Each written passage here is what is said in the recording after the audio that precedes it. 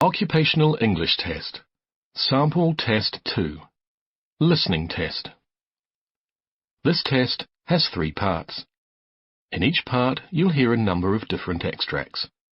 At the start of each extract, you'll hear this sound. You'll have time to read the questions before you hear each extract, and you'll hear each extract once only. Complete your answers as you listen. At the end of the test, you'll have 2 minutes to check your answers.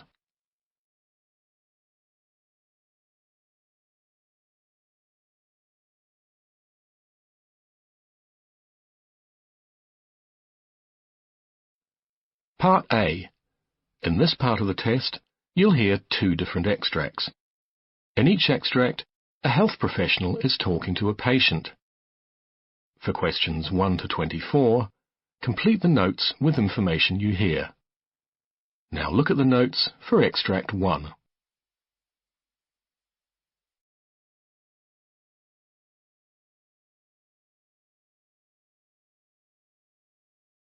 You hear a general practitioner talking to a patient named Sarah Gleeson.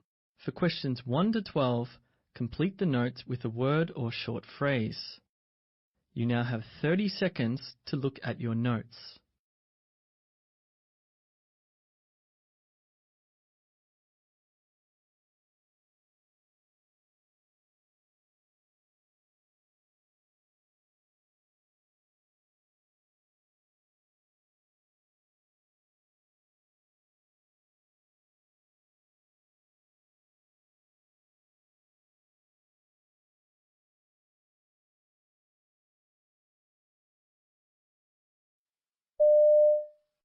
Sarah Gleeson, come in, please, have a seat.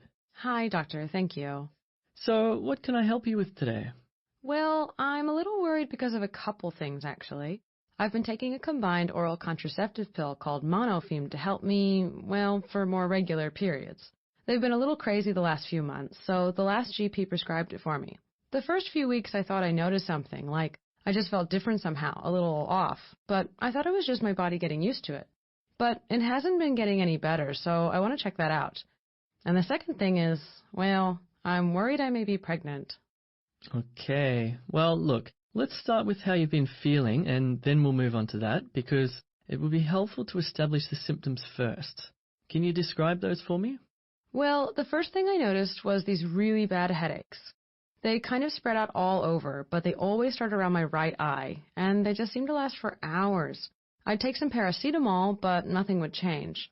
I tried drinking more water and just resting in bed. They just kind of stay there, and they're like nothing I've ever experienced before. On top of that, I often get really nauseous as well. I've never actually thrown up, I only get the sensation, kind of like motion sickness. Okay. These symptoms are quite common, actually. Is there anything else? Well, I've definitely put on some weight. I think it's about 5 kilograms. I just feel really bloated, and I mean, that's a lot to put on in a short time. Until recently, I also noticed some spotting, and it definitely wasn't my period.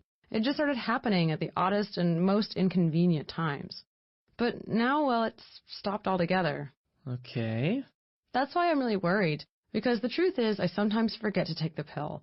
If I forget, I try to take the second one on the same day, like my last doctor told me to do. But, well, a couple weeks ago I forgot 3 days in a row. And then I started taking the sugar pills by mistake. I just got so confused.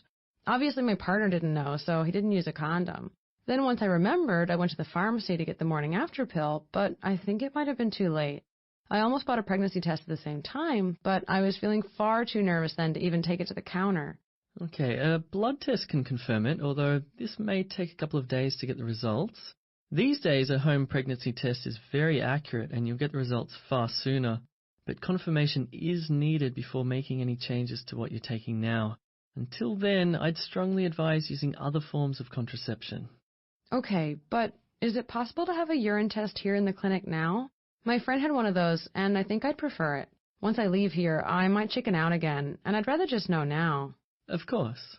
And also, I think regardless of the results, I should maybe go over all the information about the pill again with you, because I find it all a little confusing. If the result is negative, then I'd like to try again with a different brand and try to be a little more responsible with taking it. Maybe it would be a good idea to make a family appointment too, if you wouldn't mind. I think it would be good to bring my partner along so he can learn all about it too. And if the result is positive, well, it's a good chance to go through everything together. I think that's a great idea on both accounts. I'll start by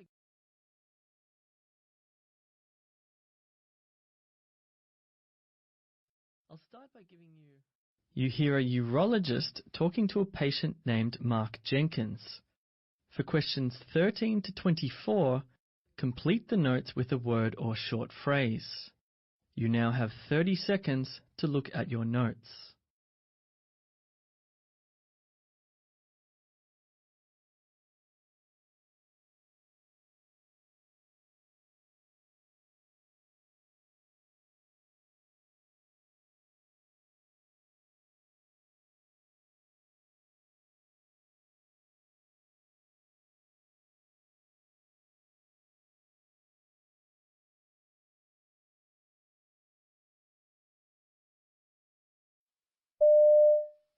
Hi, come in. It's Mr. Jenkins, right?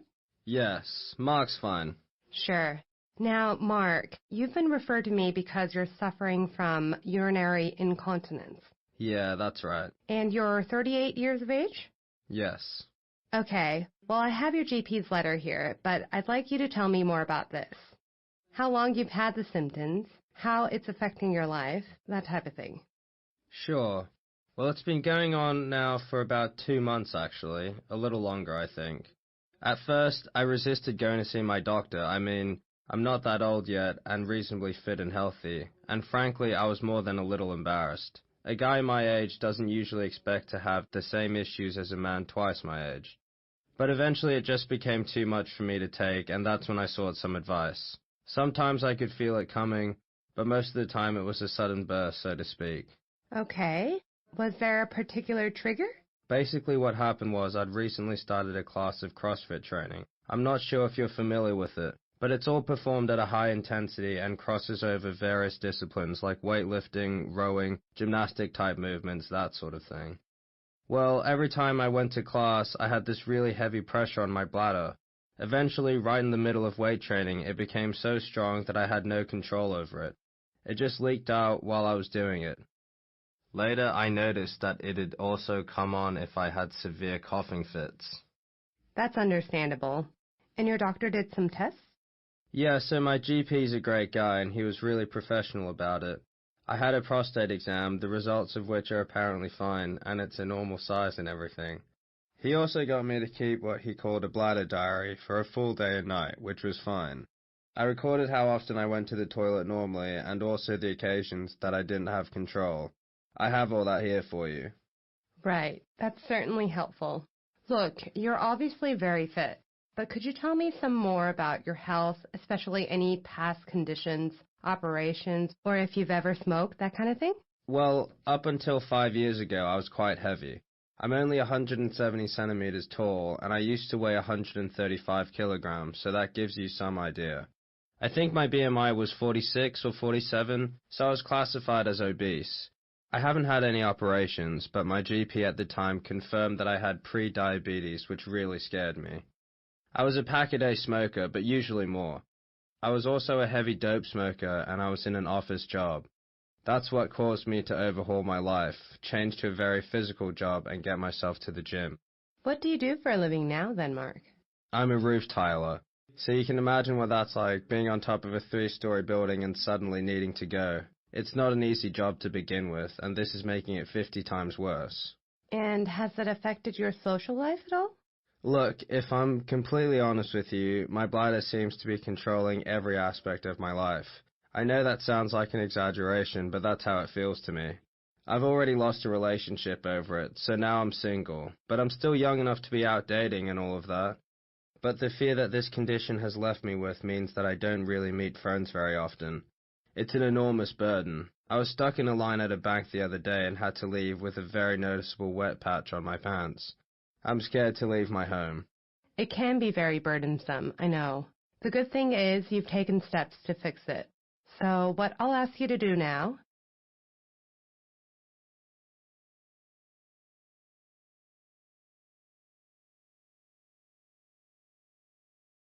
Part B. In this part of the test, you'll hear 6 different extracts. In each extract, you'll hear people talking in a different healthcare setting. For questions 25 to 30, choose the answer A, B, or C, which fits best according to what you hear. You'll have time to read each question before you listen. Complete your answers as you listen.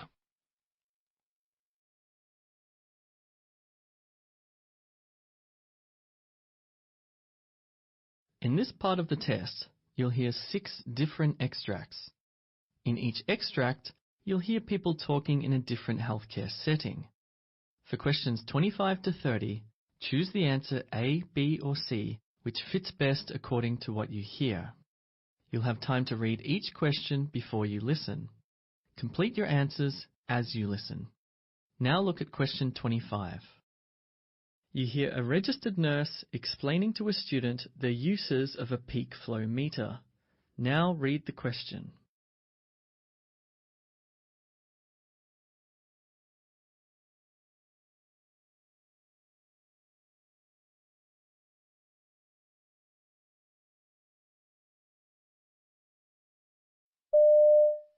Dr. Matthews wants us to monitor Lucas Young in bed 6 using a peak flow meter. Are you familiar with this device? I've seen them before, but I thought they're only used in special circumstances. In short-term monitoring, they can be very useful for a number of reasons. For example, if a patient has suspected occupational asthma, the peak flow meter can help diagnose or exclude the possibility of asthma. It's also handy in monitoring a patient's response to new medication, or in this case, a change in dose. In most cases that I've witnessed, they're used to calculate the trigger point for a written asthma action plan. I see.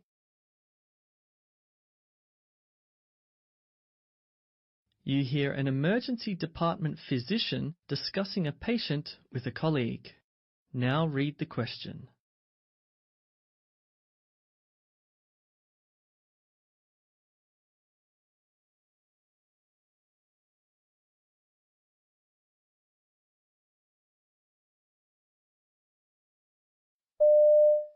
In Bed 5, we have Jason Burgess, a 6-year-old boy with a suspected accidental minimal ingestion of eucalyptus oil. His initial symptoms included mild CNS depression, drowsiness, and ataxia. On admission, his breath smelled very faintly of eucalyptus. At the time of the incident, his mother was in the bathroom where there was an exposed bottle of eucalyptus oil on the vanity. She was distracted only momentarily, but when she looked back, she noticed oil droplets on the front of Jason's shirt as well as on his lower lip and chin. She cleaned his mouth and changed his clothes and thought he was fine, but around an hour later, she noticed his change in demeanor. We need to continue to monitor his vitals and watch for any changes in his current condition. He's appeared more alert over the last hour, so it's looking positive, but we can't be too careful in a case like this.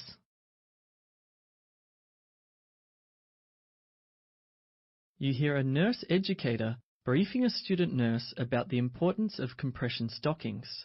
Now read the question.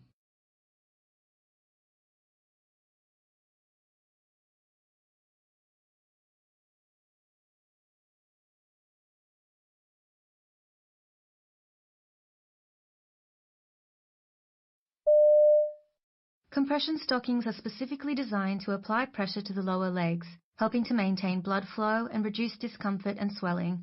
They fit very snugly to help the body's circulation, but that means they can be rather uncomfortable, so not all patients like wearing them.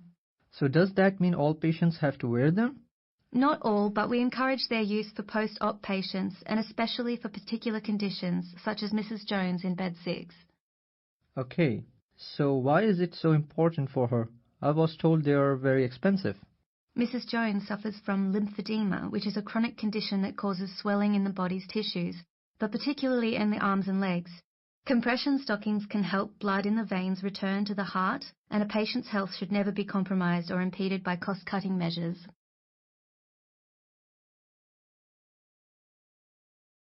You hear an audiometry nurse talking to her colleague about a recent patient. Now read the question.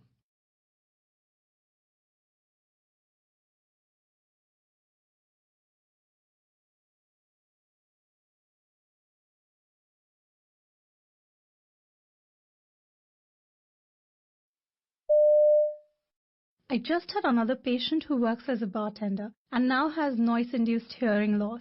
That's the third one this month. It's very common, but then it's their choice to work in that environment. Of course, but I doubt they go into it with the intention of losing their hearing. Surely the employer should be held accountable. Perhaps, but it's still a personal choice. Yeah, I guess. Plus, they earn more than us with all the tips they get. When was the last time we were given a tip for what we do? You don't expect to get tips, surely. Of course not. I'm just saying they get paid very well for what they do. They don't have to spend money studying, and they still do well for themselves. Yeah, true, but being paid well doesn't justify losing your hearing. I don't know. It seems like a fair trade to me. You hear a nurse giving instructions on subcutaneous injections to a patient. Now read the question.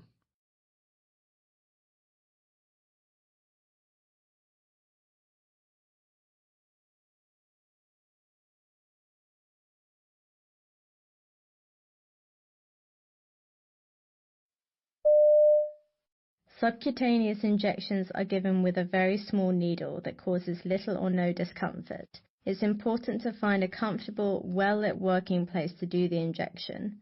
Remember that preparations for each injection are as important as the injection itself. Plan to do your injection at the same time each day. Consistency is key. Make sure it's the medication your doctor prescribed and always check the expiration date on the vial. If it is past its expiration date, make sure not to use the medication. The same goes if you see any particles or discoloration. Just take it back and check with your doctor or pharmacist. You should get into the habit of cleaning your work area with soap and water. Dry off the work surface with a clean towel and then begin to assemble your medication, disposable syringe and needle, your alcohol swabs and puncture-proof disposable container.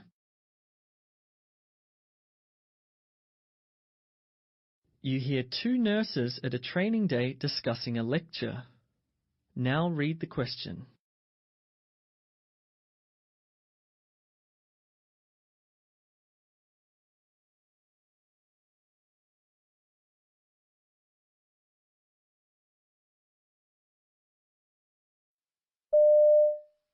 I can't believe we just wasted 20 minutes listening to a lecture on how to deal with patients with a fear of needles. Didn't you find it helpful? Oh, come on. That entire lecture was aimed towards a student with zero experience. I know what you mean, but I found the tips on how to get them through it quite interesting, actually. Especially from before you begin, like watching their body language or asking them to lie down. I mean, some patients faint before you even touch the skin. Didn't you already know that? You've been nursing for years. It's so obvious. Of course it's obvious, but it's good to hear it, especially knowing I'm not alone in finding my patients with needle phobia difficult to handle. I think I should have gone to the respiratory review on lung sounds.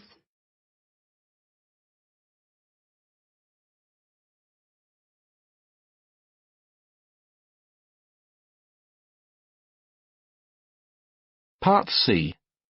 In this part of the test, you'll hear two different extracts. In each extract, you'll hear health professionals talking about aspects of their work. For questions 31 to 42, choose the answer A, B, or C, which fits best according to what you hear. Complete your answers as you listen. Now look at extract 1.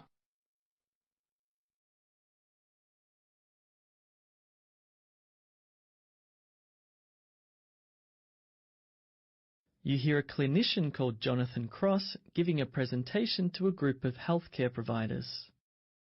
You now have 90 seconds to read the questions.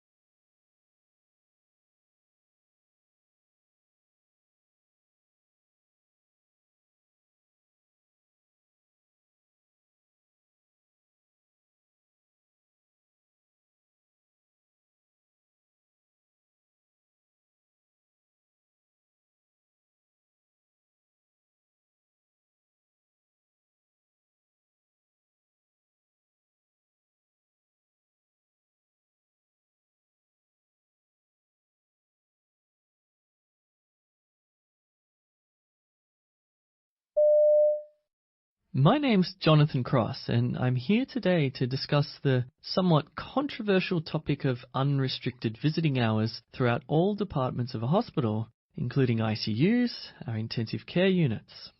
Across the globe, in every ICU, regardless of discipline or location, determining appropriate visiting hours is and will likely remain a challenge.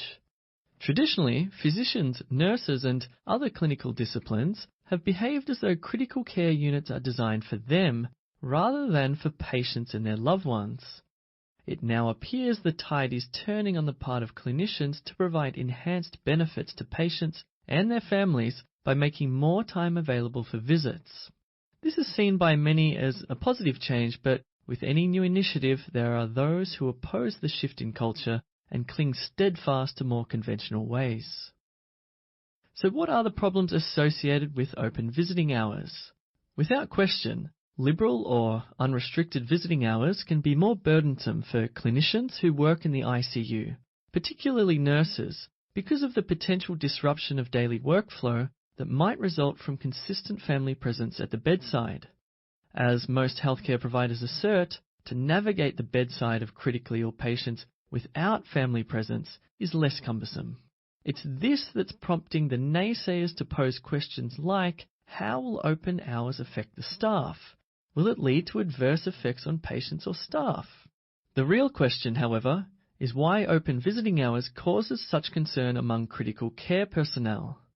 Multiple studies have been done and have repeatedly reported no adverse effects, such as infections or unstable vital signs, or on quality of care, and yet clinicians continue to cite concerns about safety as justification for restricted visiting hours.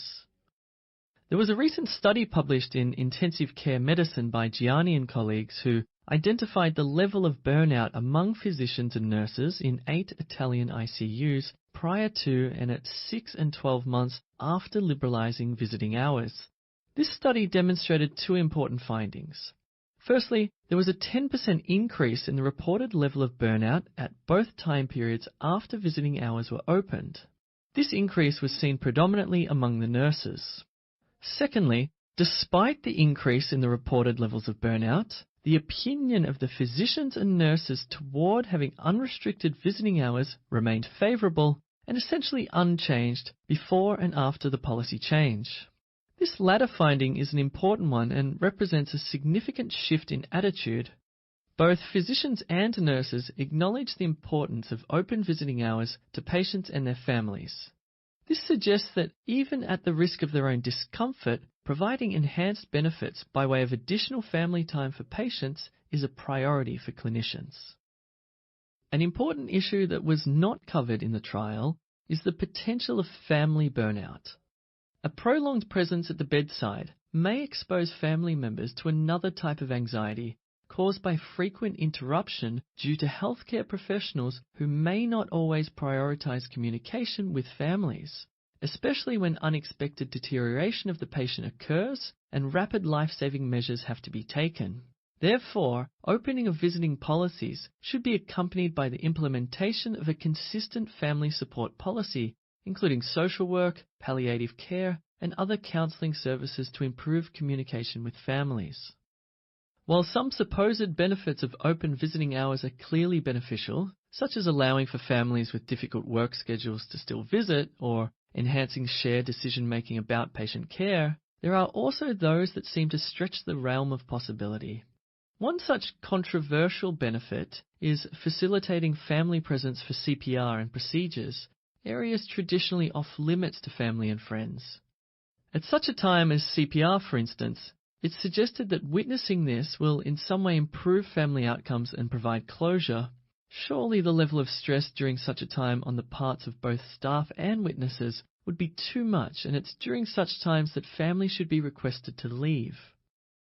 I'd like to state here that open visiting hours does not mean visiting without rules. Family member behaviour can be restricted if it is disruptive to the care of the patient or other patients in the ICU, and family members can be expected to follow the same rules concerning infection control as ICU clinicians. These are the facts. Administration as well as families must be educated to understand the demand that open visiting hours presents. Clinicians must also continue to be supported. By doing so, we may just usher in a new era in which patient-centered, family-centered, and clinician-centered care can all be one and the same. As clinicians who are loyal to the interests of our patients, we owe it to them to provide them the kind of environment in which critical care and death have occurred for many years outside the hospital, surrounded by the people they care about the most, rather than by strangers.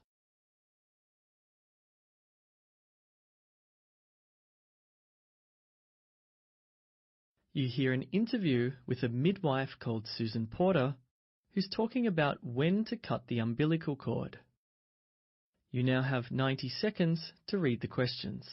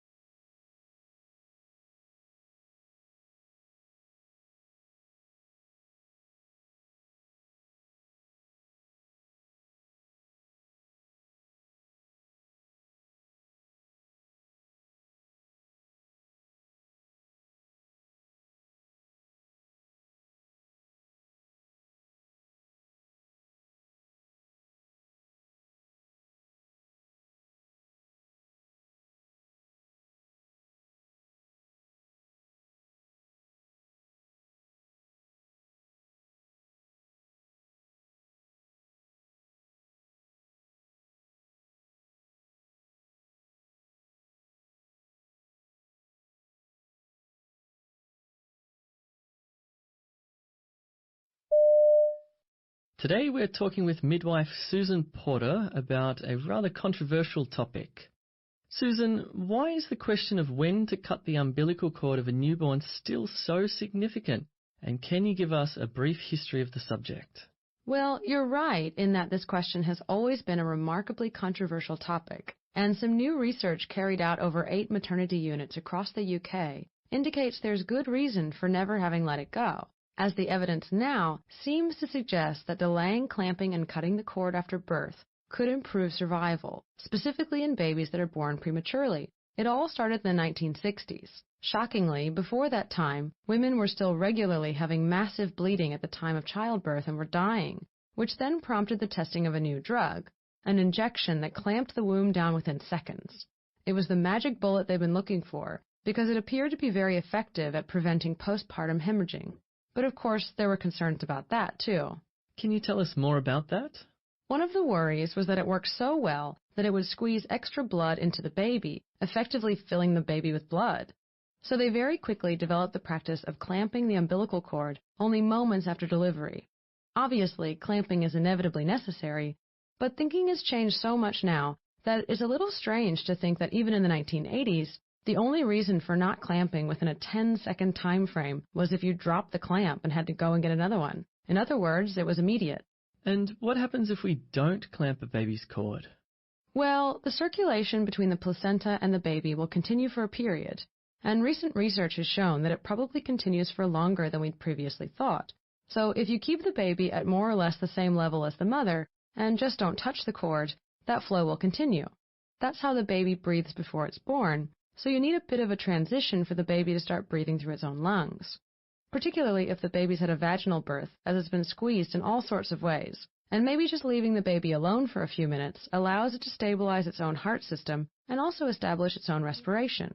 It sounds very unscientific, but it's a system that's been designed to work that way, and it's us interfering early that was changing that system. What's the standard waiting time before clamping these days? People typically use either 30 or 60 seconds, which is still fairly quick. I find it amazing that in the age of potentially sending a person to Mars, the best time to clamp still eludes us. In one unit I know of, for preterm babies, they absolutely delay. Healthcare professionals to this day still argue about it. The problem is that there have been dozens of previous trials, and they were very poorly executed. The trials all showed it was better to wait, but scientifically, nobody really believed the results. They simply didn't trust them. The UK trials seem to have demonstrated very clearly that for preterm babies at least, waiting is optimal. The unit I just mentioned now waits 2 minutes.